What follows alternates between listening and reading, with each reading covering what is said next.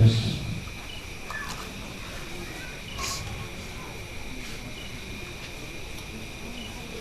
dia jalan ya. Baik Bapak Ibu yang saya hormati, kita mulai masuk kepada kajian tentang takziah. Kalau kita perhatikan dalam kehidupan sehari-hari, banyak saudara-saudara kita ini seakan-akan dia lupa kalau besok lusa dia akan kembali kepada Tuhan. Itu yang kita perhatikan. Jadi kenapa Pak Abu Fikri mengatakan kata itu? Kita bisa mengatakan kata itu karena kita melihat langsung bahwa sebagian besar daripada keluarga kita, saudara kita, untuk mempersiapkan bekal besok lusa seketika kembali itu agak kurang gitu Pak, agak kurang semangat. Padahal kehidupan ini pasti ada akhirnya. Ayah kita sudah berpulang, kakak kita sudah berpulang, adik sudah berpulang, suami sudah berpulang, istri sudah berpulang, kawan-kawan sudah berpulang. Artinya apa? Besok lusa giliran kita berpulang. Namun pernahkah kita berpikir? Tadi dalam mobil saya sempat ngomong juga, kalau Mas Adit ngomong kematian itu adalah tidur yang panjang, kan gitu lagunya itu. Nah, tapi saya bilang bukan begitu. Kematian adalah perjalanan yang panjang. Perjalanan apa? Bukan perjalanan tubuh. Kalau tubuh tiba kematian selesai ya. Tetapi yang di dalam tubuh itu jangan perjalanan yang panjang. Nah justru itulah kita perlu pertimbangkan persiapan. Maka tadi saya analogikan di dalam mobil tadi ketika saya itu Pak, karena saya katakan bahwa kematian itu perjalanan yang panjang. Katakanlah mungkin begini, ada instruksi mengatakan Anda harus ke Jakarta hari ini. Siap ada kita. Tapi bagaimana saya tidak punya mobil, saya belum punya uang untuk beli makanan, saya belum punya minuman, saya belum punya apa-apa. Pokoknya tidak bisa. Anda hari ini harus ke Jakarta. Tidak punya mobil, jalan kaki. Tidak makan dan minum, pokoknya jalan, berangkat. Adanya. Nah disitulah penderitaan, kesusahan, kesengsaraan. Nah itulah siksa. Kenapa? Karena kita lalai dan abai mempersiapkan bekal tersebut.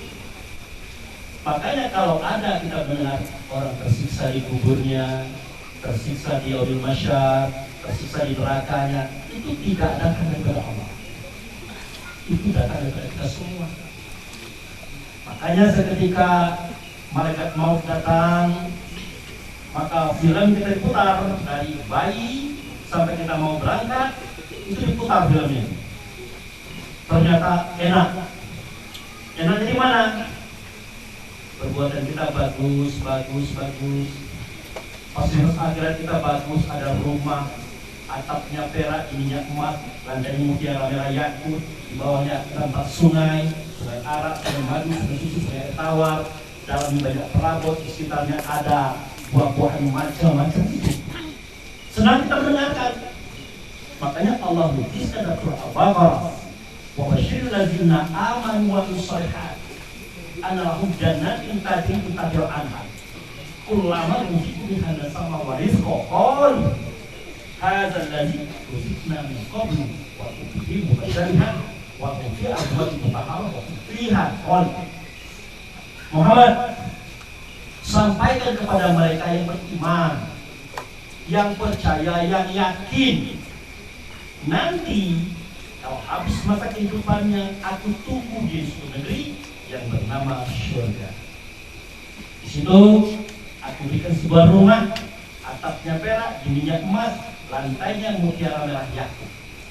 Di bawahnya ada empat sungai, arak, madu, susu. Dalamnya ada perabot. Di sekitar rumah itu ada tumbuh-tumbuhan dan buah-buahan apa saja ada.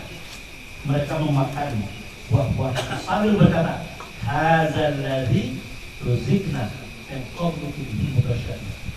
Wah, ini kan durian yang pernah kita makan dulu, Wah ini kan apa yang kita makan di Jakarta, semuanya diceritakan pada waktu itu. Nah, dari pernyataan ini nampak bahwa ada persamaan kehidupan dunia dan akhirat. Persamaannya bukan kelas, tapi keadaan. Misalnya begini, di dunia kita butuh rumah, berarti di akhirat butuh rumah. Bayangkan kalau ada rumah ibu, apa yang terjadi? Kehujanan, panas, kepanasan, tidak kemana itu. Itu.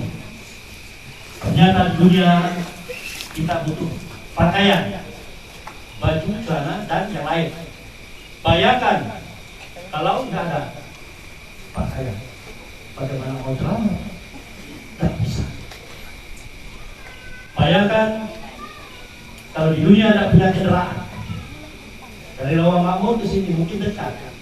Kalau pakai kendaraan, kalau jalan kaki subuh sampai. Tidak jadi ceramah. Artinya persoalan pas hari ini menggambarkan kepada kita, begitulah akhirat nanti. Kita harus punya segalanya. Makanya kata Rasulullah, persiapkan itu, persiapkan itu. Nah kemudian di situ dikatakan bagi mereka yang hadir di situ kami berikan pasangan hidup yang suci. Artinya kalau yang laki-laki ada pasangannya di situ, kalau di perempuan ada pasangannya di situ. Makanya kata Pak Capil tadi, cerai mati. Kalau sudah mati, kita sudah pisah dengan suami, sudah pisah dengan istri. Mutlak namanya cerai mati. Nah itulah Bapak Ibu yang hormati yang perlu kita pikirkan hari ini. Jadi mau tak mau memang harus kita renungkan, bayangkan kalau nanti kita tidak punya bekal, ketika kita dipanggil mendadak Allah Subhanahu. Bapak Ibu yang hormati, di dalam Al-Quran Allah mengirim kita untuk mengenal hakikat. Apa kata Allah? Dialah yang menjadikan kamu, dialah yang mengadakan kamu. Artinya wallazi khalaqakum hayat wa maut.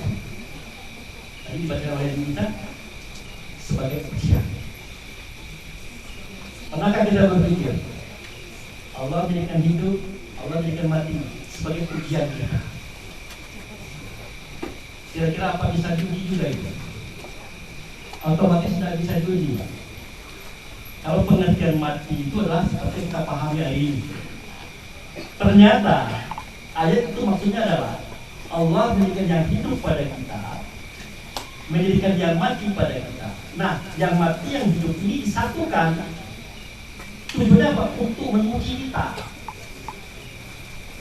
Jadi pada batang tubuh yang satu ini ada tubuh yang hidup, ada tubuh yang mati, disatukan untuk menguji kita. Jadi bahasa ini agak melambung. Nah, mari kita lihat. Kullu nafsin dha'iqatul maut, tsumma ilaina turja'un. Itu ayatnya. Jadi setiap diri pasti merasakan mati, kemudian kepada kamilah kami kembali. Jadi ayat ini kalau tidak kita pikirkan, tidak kita renungkan, tidak tahu kita maksudnya. Paling tidak, oh ya setiap diri pasti merasakan mati, kemudian kepada kamilah kamu kembali. Nah, kita berbicara itu. Ternyata dari ayat itu dapat disimpulkan bahwa pada batang tubuh yang satu ada diri yang mati, ada diri yang kembali. Nah, itulah maksud ayat yang hanya dari kata. Pertanyaannya adalah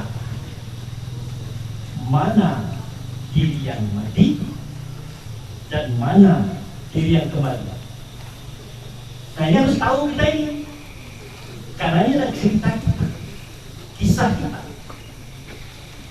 Nah biasanya kalau saya menghadiri Pak Imam, saya sering melemparkan pertanyaan kepada ibu-ibu dulu.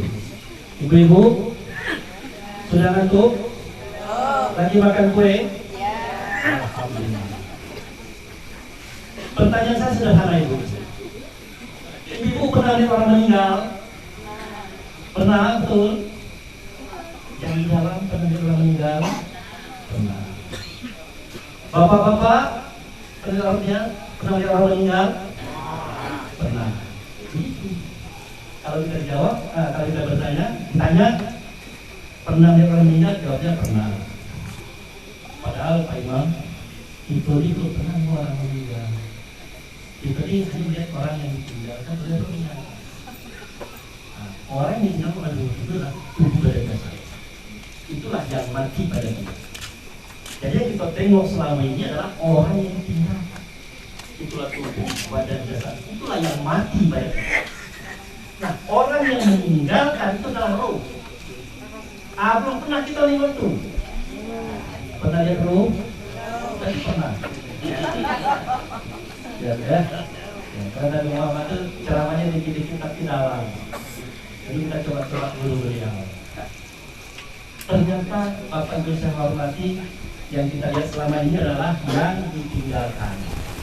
Itulah badan, tubuh jasad, itulah yang dinamakan di kapal ini sebenarnya dikuburkan. Itulah yang mati dan yang ada. Tapi tidak usah tuh besok itu mau kemana Bu? Mau lihat orang yang ditinggalkan? Jangan. Tetaplah katakan lihat orang meninggal. Kenapa? Yang penting kita paham maksud itu. Nah, jadi Bapak Ibu saya hormati, kalau badan tubuh jasad itu sendiri, kenapa dia demikian? Karena dia butuh kepentingan. Di dunia ini dia butuh makan, minum, pakaian.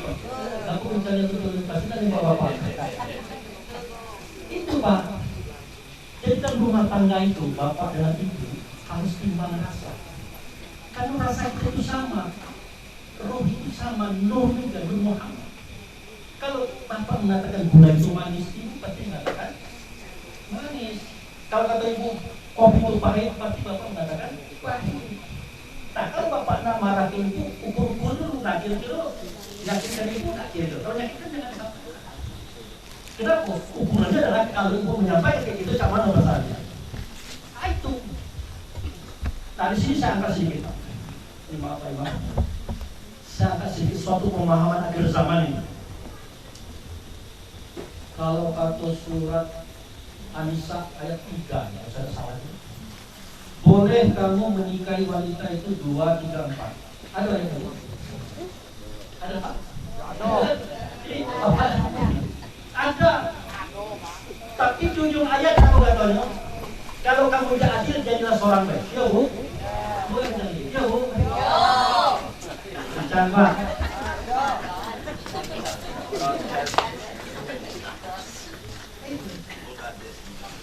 Jadi kata Allah, kalau tidak bisa adil, kita lagi yopulo. Kita lagi yopulo. Akhirnya mulailah kita berpintu, 3, bahkan dari 10. Alasan kita bisa adil macam-macam. Padahal pada surat An-Nisa ayat 129 ibu baca. Ibu perlu tahu itu ayat itu. Ya Pak, An-Nisa 129. Perhatikan itu. Kamu itu kata Allah jangan baca adil, walaupun kamu tidak adil, walaupun kamu tidak yang adil tidak kebaca. Jadi janganlah kamu menantarkan yang seorang kan menanggarkan yang seorang. Pahamlah maksudnya. Iya kan? Di ujung ayat, mudah-mudahan Allah memaafkan kamu. Artinya apa? Artinya apa? Agak keliru pahamnya. Bayangkan, seketika kita beristri lagi, kalau kita memahami seperti itu, bagaimana perasaan istri kita? Panas Pak, panas, emosi udah main.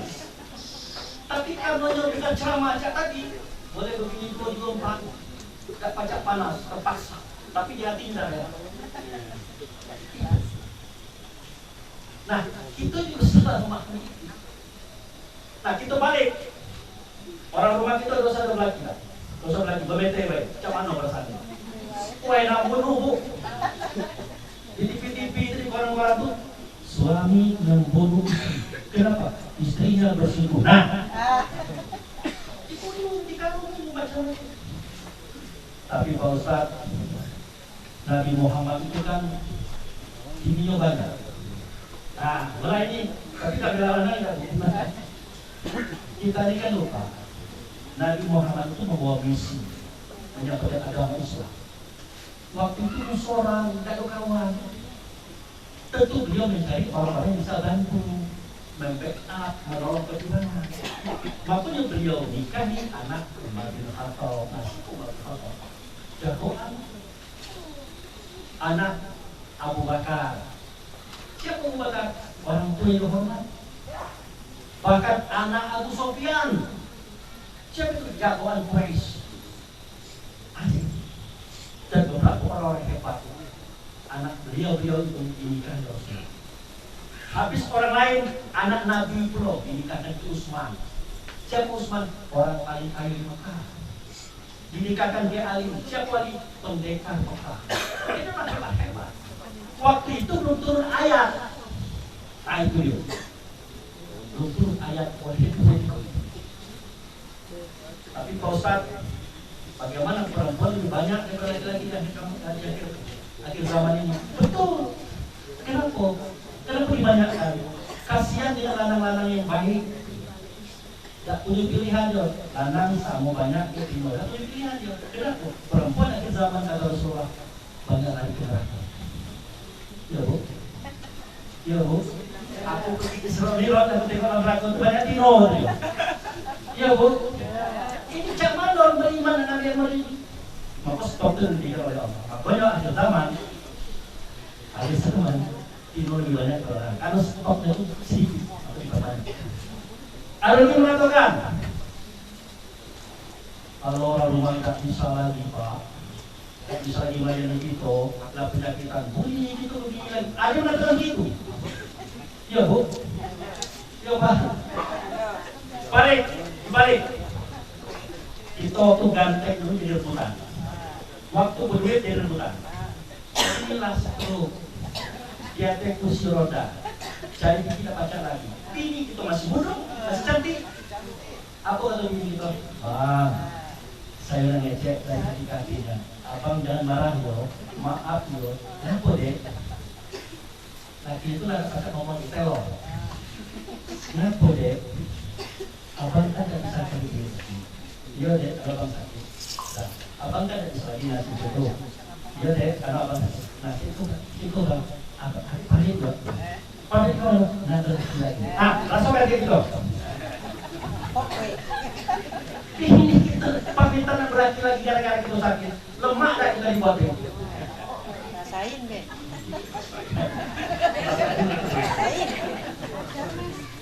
Kalau setelah aku lagi mulai ke situ, kini kita mulai dirasa.